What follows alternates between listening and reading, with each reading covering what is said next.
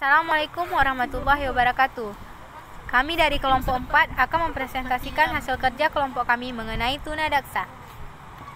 Pengertian tunadaksa akan saya jelaskan sendiri.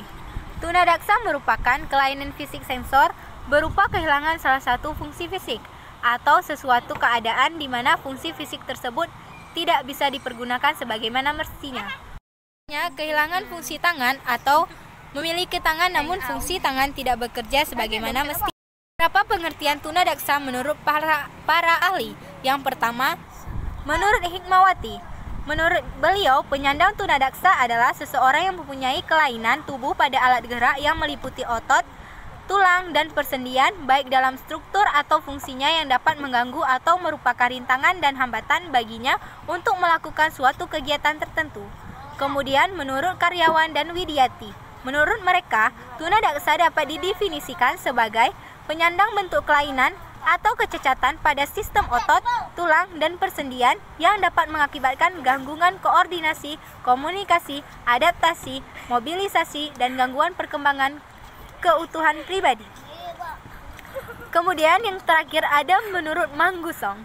Manggusong menyatakan bahwa tunadaksa mempunyai pengertian yang luas di mana secara umum dikatakan ketidakmampuan tubuh secara fisik untuk menjalankan fungsi tubuh seperti dalam keadaan normal. Selanjutnya akan dijelaskan oleh teman.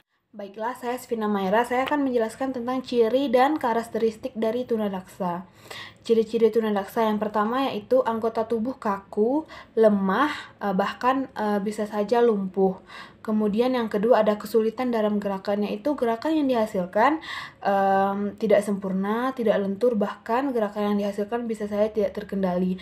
Kemudian yang ketiga, terdapat bagian anggota gerak yang tidak lengkap, tidak sempurna, atau lebih kecil dari biasanya. Misalnya jari tangannya ini cuma ada 4, ataupun salah satu dari jari tangannya ini kecil. Kemudian terdapat cacat pada alat gerak. Contohnya seperti tremor. Tremor itu adalah gemetar yang terjadi secara berulang tanpa disengaja. Tremor sendiri disebabkan oleh gangguan pada area otak yang berfungsi mengatur pergerakan otot. Kemudian yang kelima, jari tangan kaku. Jari tangan kaku seperti tidak bisa menggenggam. Kemudian yang keenam ada menunjukkan sikap tubuh yang tidak normal, yaitu seperti kesulitan pada saat berjalan, berlari, duduk, dan lain-lain. Kemudian yang terakhir ada hiperaktif. Hiperaktif pada tunadaksa itu ditandai dengan sikap tidak bisa tenang. Kemudian karakteristik dari tunadaksa. Yang pertama ada karakteristik fisik. Secara umum perkembangan fisik tunadaksa sama saja seperti orang normal pada biasanya, kecuali pada bagian tubuh yang mengalami kerusakan atau terpengaruh oleh kerusakan tersebut. Kemudian ada karakteristik bahasa atau bicara. Pada penyandang tunadaksa, perkembangan bahasa atau bicaranya tidak begitu normal seperti orang yang biasanya. Kemudian selanjutnya ada karakteristik kepribadian. Pada karakteristik kepribadian ada beberapa karakteristik, yaitu yang pertama ada terhambatnya aktivitas normal sehingga membuat penyandang tunadaksa menjadi frustasi. Kemudian yang kedua ada timbulnya kekhawatiran orang tua, biasanya cenderung overprotektif. Kemudian yang ketiga ada perlakuan orang sekitar yang membedakan penyandang tunadaksa dan orang normal pada umumnya, sehingga menyebabkan tunadaksa merasa dirinya berbeda dengan yang lain. Baiklah, selanjutnya akan dijelaskan oleh teman saya Rabiatul. Nama saya Rabiatul Ilhami. Saya akan melanjutkan pembahasan dari teman saya tadi, permasalahan anak tunadaksa.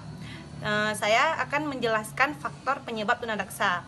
Di sini faktor dan penyebabnya terbagi menjadi 3. Yang pertama ada faktor kelahiran, kedua faktor kecelakaan, yang ketiga faktor karena terkena virus. Pertama saya akan menjelaskan di faktor kelahiran.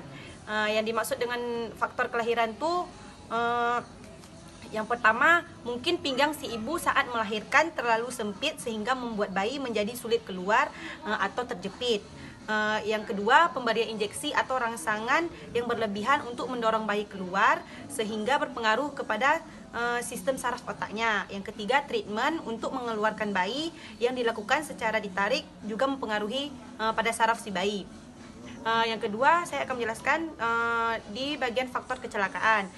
Yang dimaksud dengan faktor kecelakaan di sini yaitu ketika bayi mungkin sedang digendong, terjatuh, terus akan berakibat kepada saraf otaknya. Terus ketika dia sudah besar, mungkin dia naik tangga ataupun bermain sepeda dengan teman-temannya. Yang ketiga yaitu faktor terkena virus. Tunadaksa juga bisa disebabkan oleh virus yang mungkin menggerogoti tubuhnya, misalnya polio dan beberapa virus lainnya. Baiklah, di sini saya akan menambahkan sedikit pelayanan dan rehabilitasi tunadaksa. Menurut Murti 2014, penanganan yang dapat dilakukan terhadap anak penyandang tunadaksa adalah sebagai berikut. Yang pertama, orang tua perlu menyadari dan menerima sepenuhnya keadaan anak. Yang kedua, mencari info sebanyak-banyaknya tentang hal yang terkait dengan penanganan terhadap penyandang tunadaksa. Yang ketiga, memberikan ruang gerak dan sekolah yang sesuai bagi anak-anak agar mereka mampu mengembangkan potensi yang dimilikinya. Yang keempat, stimulasi kemampuan anak dalam bidang yang dikuasai atau digemarinya. Yang kelima, medis. Yang keenam, fisioterapis, terapi okupasi. Yang dimaksud dengan terapi okupasi ini bertujuan untuk mempertahankan dan meningkatkan kemandirian, terutama kemampuan aktivitas kehidupan sehari-hari. Yang ketujuh, psikologi. Yang kedelapan, petugas dan sosial medik. Maksud di sini mereka bertugas untuk mengevaluasi, menganalisa dan memberikan alternatif penyelesaian masalah baik sosial ekonomi pasien. Yang kesembilan, hidroterapi. Baiklah, selanjutnya akan dilanjutkan oleh teman saya Nurifani. Nama saya Nurifani Khairunisa. Di sini saya akan melanjutkan penjelasan tentang permasalahan anak tunadaksa. Ada beberapa permasalahan yang terjadi pada anak tunadaksa. Yang pertama, fisik.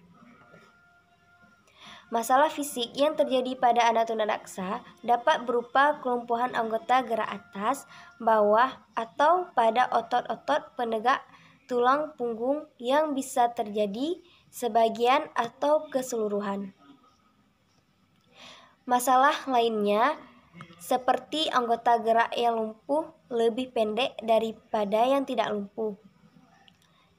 Seperti kaku sendi, yaitu sendi tidak dapat digerakkan, ditekuk atau diluruskan sebagian atau keseluruhannya.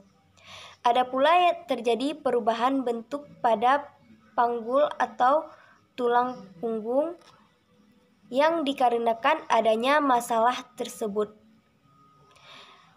Terjadinya masalah tersebut terjadi gangguan pada fungsi mobilisasi, mulai dari gangguan berguling, merangkak, duduk, berdiri, berjalan, meraih, dan memegang ataupun menggenggam. Permasalahan yang kedua adalah fisikis.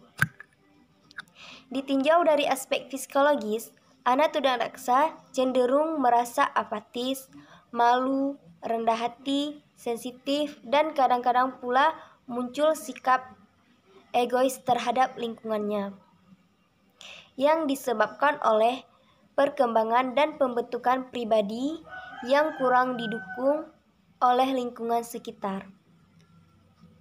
Keadaan seperti ini mempengaruhi kemampuan dalam hal sosialisasi dan interaksi sosial anak terhadap lingkungan sekitarnya atau pergaulan si anak sehari-hari. Yang ketiga, sosial. Reaksi masyarakat terhadap keyaingan anak tunadaksa ini sangat bervariasi. Pada umumnya, lebih banyak yang cenderung bernada negatif. Reaksi masyarakat yang negatif ini sudah tentu dipengaruhi oleh pandangan mereka atau bagaimana mereka menilai anak tunadaksa ini. Sekian presentasi dari kami. Terima kasih. Assalamualaikum warahmatullahi wabarakatuh.